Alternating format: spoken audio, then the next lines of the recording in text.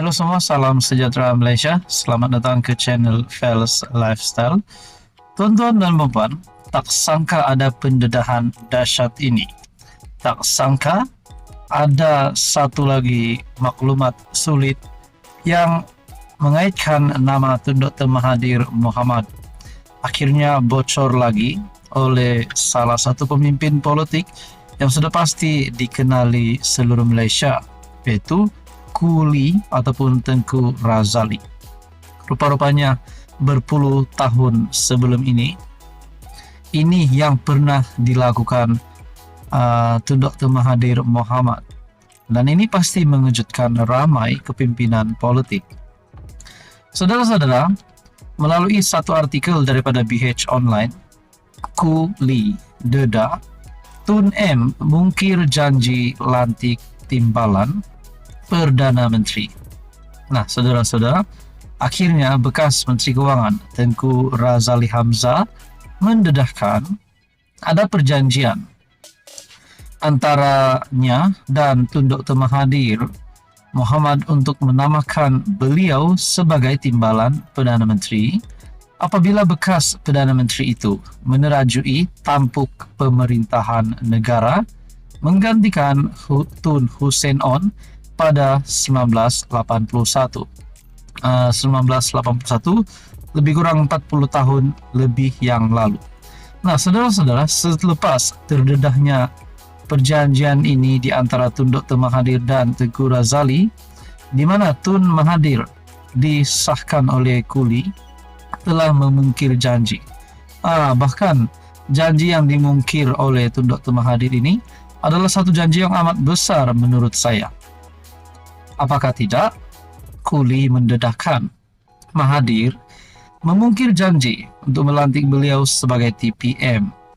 Nah, saudara-saudara, itu pasti satu perjanjian yang besar. Nah, saya pula membuat persoalan.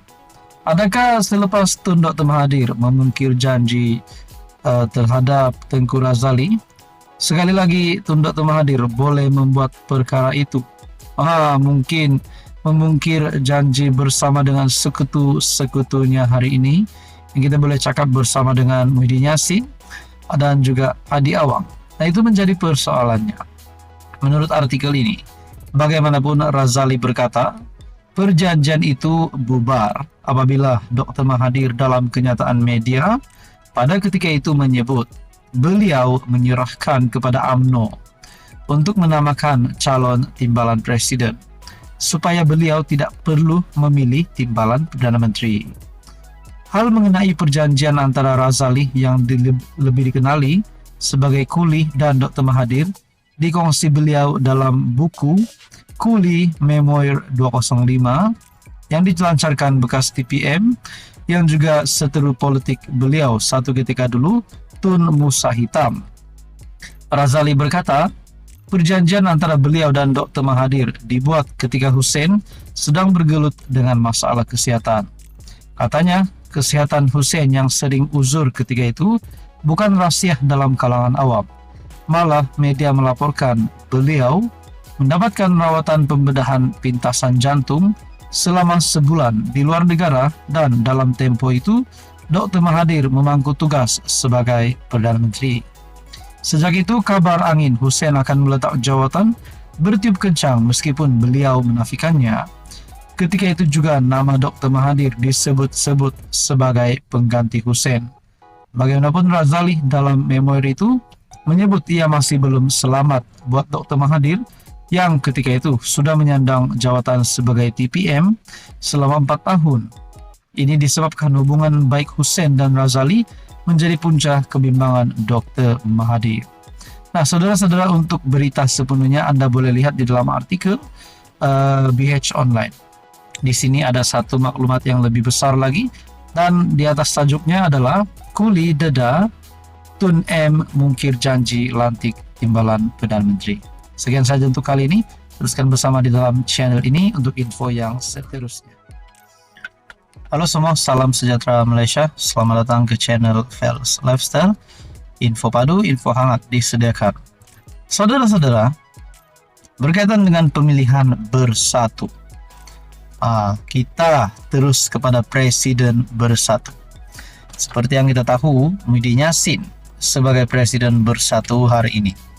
Namun selepas kekalahan Bersatu ataupun Regata Nasional pada PRK Kuala Kubu baru-baru ini, terdapat gesaan daripada pemerhati politik supaya Muhyiddin Yassin meletakkan jawatan sebagai Presiden Bersatu dan memberikan ruang ataupun memberikan jalan kepada pemimpin baharu yang lebih muda dan lebih fresh idenya. Nah, itu adalah satu gesaan untuk Muhyiddin Yassin meletakkan jawatan.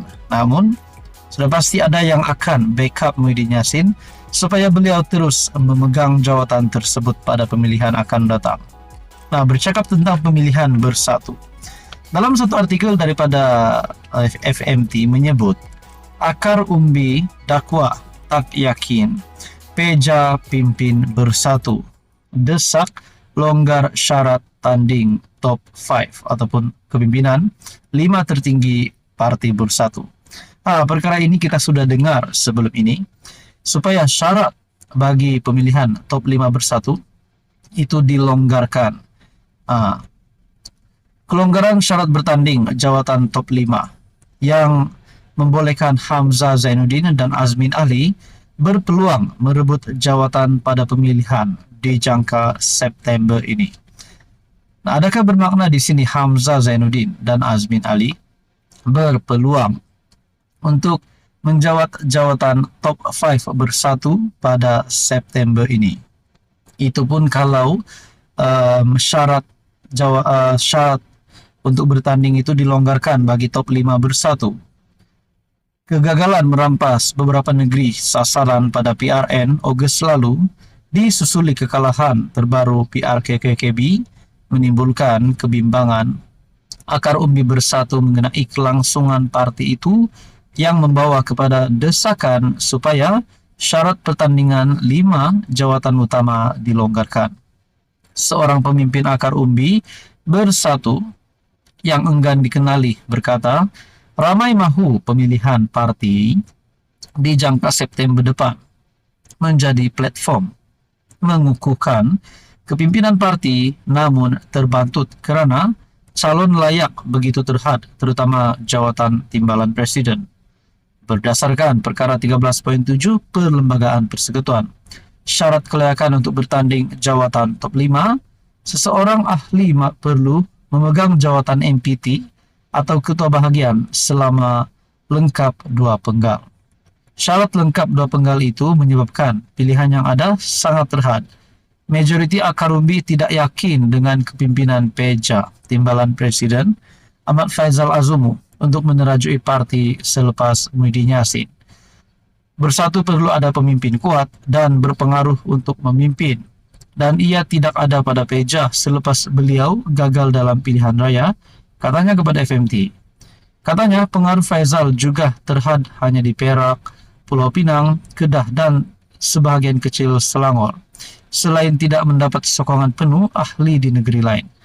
Nah, saudara-saudara yang amat dihormati, semalam ahli MPT Wan Saiful Wanjan berpandangan bersatu perlu menguatkuasa perkara 14.14 Perlembagaan Parti, yaitu MPT boleh memberi kelonggaran kepada mana-mana individu yang belum layak tetapi diperlukan untuk menggalas jawatan tertinggi untuk bertanding.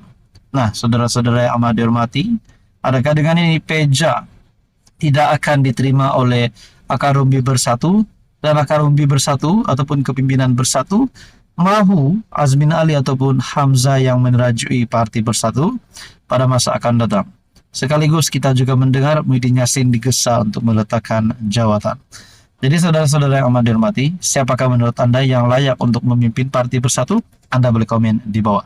Siapapun juga, yang penting itu adalah pilihan bagi akar umbi bersatu sendiri dan kepimpinan bersatu. Sekian saja, teruskan bersama di dalam channel ini.